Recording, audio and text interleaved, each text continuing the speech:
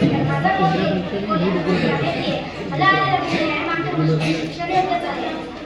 मागी बोले में जो बात समझ रहे मागी बोले में जो बात समझ आए वो किताबों की भाषा भी समझ रहे वो किताबों की भाषा भी समझ रहे इस भाषा में पहला शब्द सिखा रहे जिस भाषा में पहला शब्द सिखा रहे वही भाषा जीवन को आगे बढ़ाए वही भाषा जीवन को आगे बढ़ाए. माननीय अध्यक्ष आदरणीय परीक्षक आणि माझ्या सर्वांना माझा नमस्कार. आज मी मातृभाषेतून शिक्षण योग्यच आहे या बाजूने माझे विचार मांडणार आहे. मित्रांनो, आपण जेव्हा जन्म घेतो आई आपली जी भाषा बोलते तीच आपली मातृत्व भाषा असते. आपण पहिला शब्द पहिली गोष्ट पहिला शिकवण मातृभाषेतून शिकतो. म्हणूनच मातृभाषेतून शिकणे आपल्याला सोपे आणि आनंददायक वाटते. समजा शिक्षकाने दिलेला एखादा प्रश्न मातृभाषेतून समजून सांगितला तर तो लगेच समजतो. पण तोच प्रश्न परक्या भाषेत जर सांगितला तर आपल्याला भाषा समजून घ्यावी लागते. मग प्रश्न त्यामुळे शिकण्यात अडचण येते. मातृभाषेतून शिक्षण दिल्यास विषय लवकर आणि चांगला समजतो.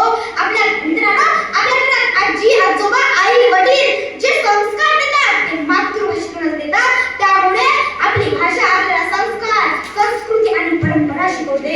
मातृभाषेतून शिक्षण घेतल्यामुळे आपली संस्कृती विसरत नाही. मी एक छोटे उदाहरण देते. गावातील अनेक मुले इंग्रजी नीट न समजल्यामुळे घाबरतात, पण जेव्हा त्यांना मराठी किंवा त्याच्या मातृभाषेतून शिकवले जाते तेव्हा ती मुले आत्मविश्वासाने प्रश्न विचारतात आणि उत्तरे देतात. त्यामुळे त्यांचा आत्मविश्वास वाढतो.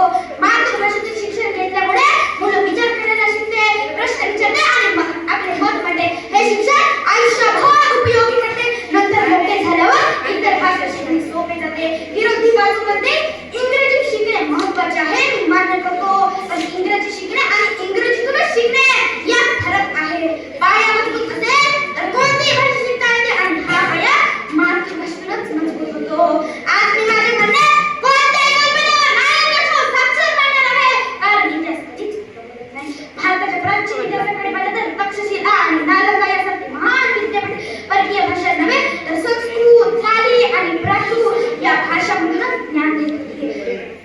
त्या काळात गणित, खगोलशास्त्र, वैद्य, तत्वज्ञान या भाषांमधून भारताचे नेतृत्व म्हणजे ज्ञानाची वाढ भरभराट मातृभाषेतूनच झाली.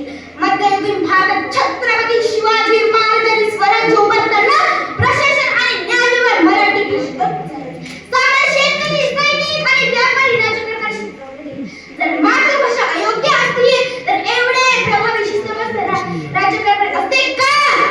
इतिहासाला ठाम नका देतो. इतिहासाला ठाम नका देतो. पुढे स्वातंत्र्य लढ्याच्या काळात महात्मा गांधी, लोकमान्य टिळक, सुभाषचंद्र बोस यांनी जनजागृती मातृभाषेतूनच केली.